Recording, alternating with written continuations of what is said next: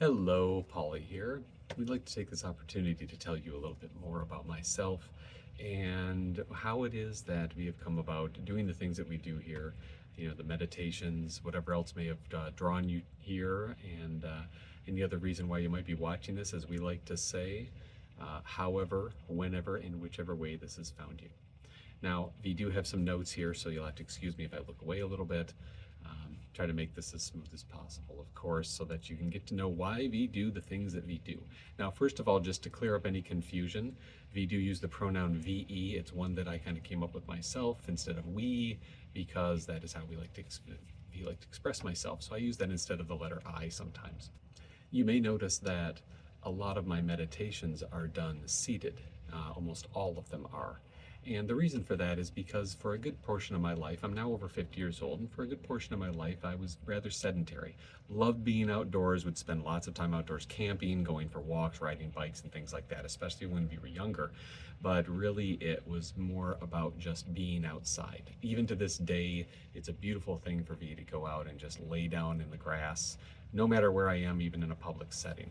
It's especially a great way for me to use my meditation to be able to calm myself if I'm ever feeling anxious or anything like that, but I'll get to that in a little bit. Living a more sedentary life, though, meant that over time, I've developed issues like with my knees, for example.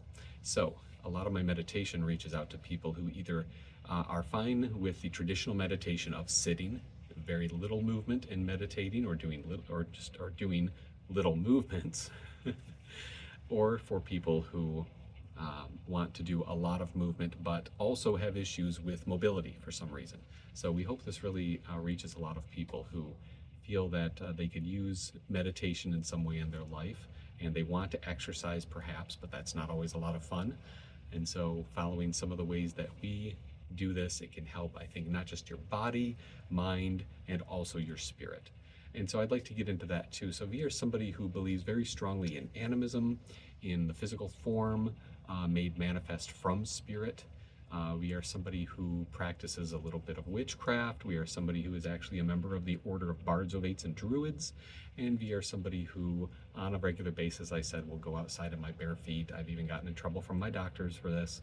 And rightly so, because I got plantar fasciitis once. But anyway, that's taken care of now, so we are getting more exercise too. But what we found has really helped focus a lot of our metaphysical beliefs, for example, practicing tarot, being able to channel. We have been able to do this for years. When I was a child, I would see statues talking. Never really knew what to make about that, but none of this was ever cultivated within me, and so a lot of it got suppressed or was just forgotten about, and I thought it was only imagination.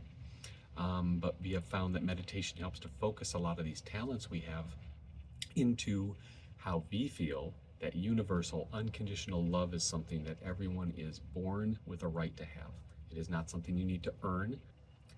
So we do believe that if you have intention in your love towards yourself and others, then you can perform miracles. You can literally do anything that you can set your mind to.